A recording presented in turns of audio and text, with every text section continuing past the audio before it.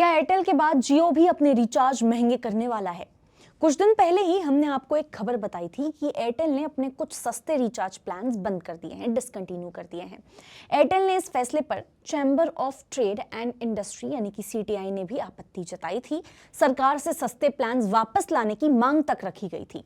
लेकिन इस खबर के बाद लोगों के मन में एक और सवाल था, एक और डर था।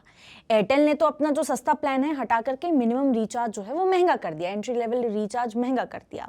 अब क्या जियो और वोडाफोन आइडिया यानी कि वीआई भी अपने रिचार्ज प्राइसेस जो हैं बढ़ाने की कोशिश कर रहे हैं? बढ़ाने के ऐसे कुछ स्ट्रैटेजी वो अपनाने वाले हैं कि वो आने वाले दिनों में, आने वाले महीनों में रिचार्ज प्राइसेस जो है वो बढ़ाएंगे?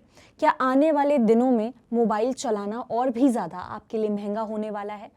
अब देखिए, एयरटेल ने तो अपने जो 299 वाला और 28 दिन का जो ये प्लान मिलता है 299 रुपीज़ में, इसको हटा दिया है।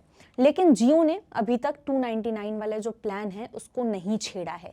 यानी कि एयरटेल ने जहां अपने ग्राहकों को ज़्यादा महंगे रिचार्ज की तरफ बढ़ा दिया है, वहीं जियो अभी भी पुराने प्राइस पॉइंट पर बना हुआ है। सवाल यह है, आखिर जियो ऐसा क्यों कर रहा है? क्या जियो के पास एयरटेल से बिल्कुल कुछ अलग ही स्ट्रैटेजी है? और अगर हाँ, तो इस स्ट्रैटेजी का फायदा आम मोबाइल यूजर्स को कैसे मिल सकता है? इसी पूरे जो तमाम मैं सवाल आपके सामने रख रही हूँ, इसी के जवाब इस वीडियो में आसान भाषा में समझने की कोशिश करेंगे। दरअसल एयरटेल ने इस प्लान में यहाँ पे ग्राहकों को जो रोजाना 1 GB डेटा मिलता था इस प्लान के थ्रू, अब क्या है कि अगर एयरटेल का कोई भी ग्राहक 28 दिन की वैलिडिटी के साथ रोजाना यहाँ पे डाटा वाला जो प्लान है वो लेना चाहता है, तो उसे कम से कम 349 रुपीज़ जो है यहाँ पे अपने जेब से खर्च करने होंगे 299 की जगह। यानी कि मिनिमम रिचार्ज में सीधे 50 रुपए की बढ़ोतरी की गई है। प्रतिशत के हिसाब से अगर आप समझें, लगभग 16.7%, यानी कुल मिला के देखें तो 17% के आसपास ये बढ़ोतरी जो है वो की गई है।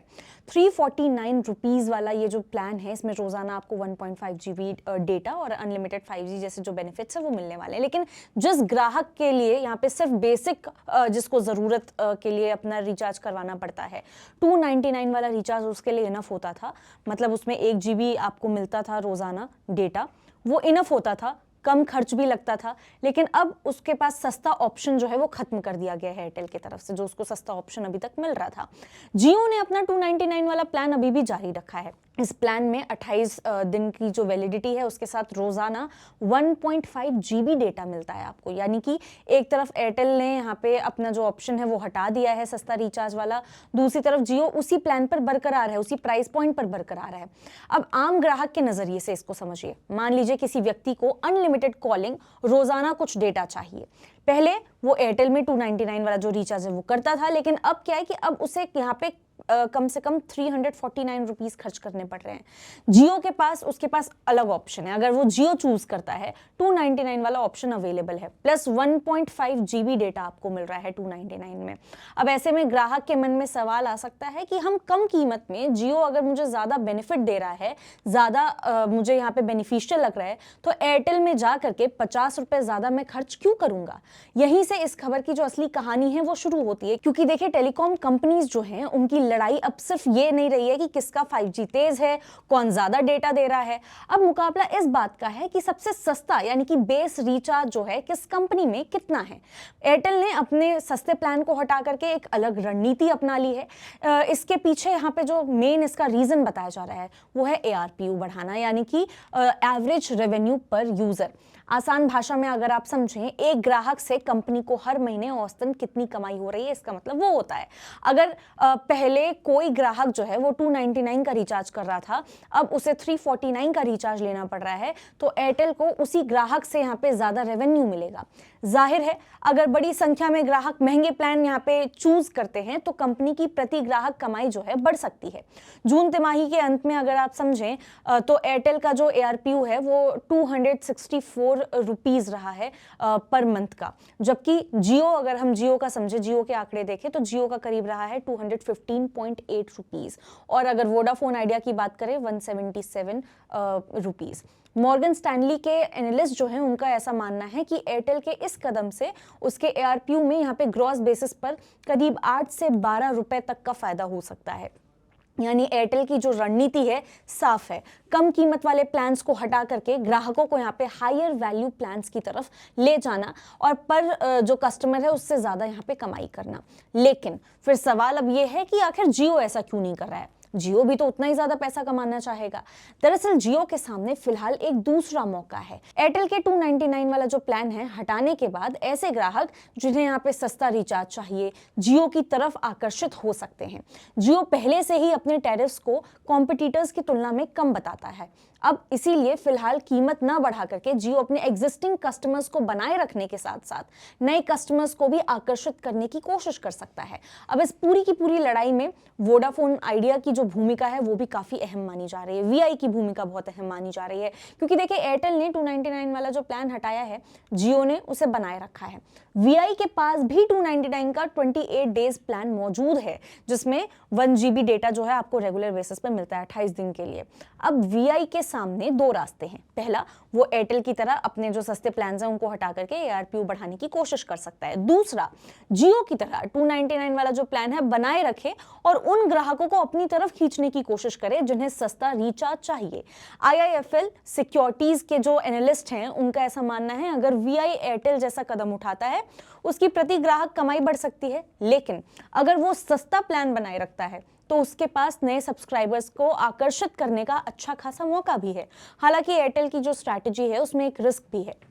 एयरटेल को उम्मीद है कि ज़्यादा ग्राहक 349 वाला जो प्लान है, 349 रुपीज़ का जो एंट्री लेवल प्लान है उनका, उसके रिचार्ज के लिए उसे चूज करेंगे, मतलब वो एज एन ऑप्शन उसको यहाँ पे पिक करेंगे। लेकिन सवाल ये है कि क्या हर ग्राहक 50 रुपए ज़्यादा देने के लिए तैयार होगा? क्योंकि देखिए जो ग्राहक यहाँ पे नेटवर्क के साथ साथ रिचार्ज की कीमत को भी बहुत ज़्यादा महत्व देता है, वो जियो या फिर वीआई के 299 वाले ऑप्शंस को भी देख सकता है।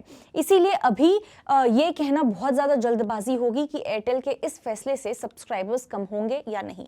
इसका असर देखिए आने वाले 1 से 2 क्वार्टर्स में यहाँ पे ज़्यादा साफ होता हुआ नजर आएगा।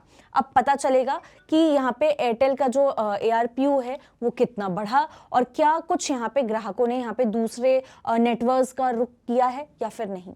अब भारत की जो देखिए तमाम जो टेलीकॉम कंपनीज हैं उनको 5G network, spectrum, towers, fibre और यहाँ तक कि टेक्नोलॉजी पर लगातार भारी निवेश करना पड़ रहा है।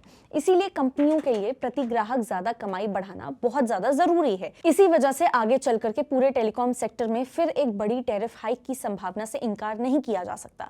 क्यों? क्योंकि उनका खर्च बढ़ रहा है। लेकिन एयरटेल ने जो किया है वो अलग तरीका है। उसने सभी प्लान्स की कीमतें जो है वो सीधे बढ़ाई नहीं है, बल्कि जो सस्ता ऑप्शन था उसको डिसकंटिन्यू कर दिया। यानी ये एक तरफ की इनडायरेक्ट प्राइस हाइक है।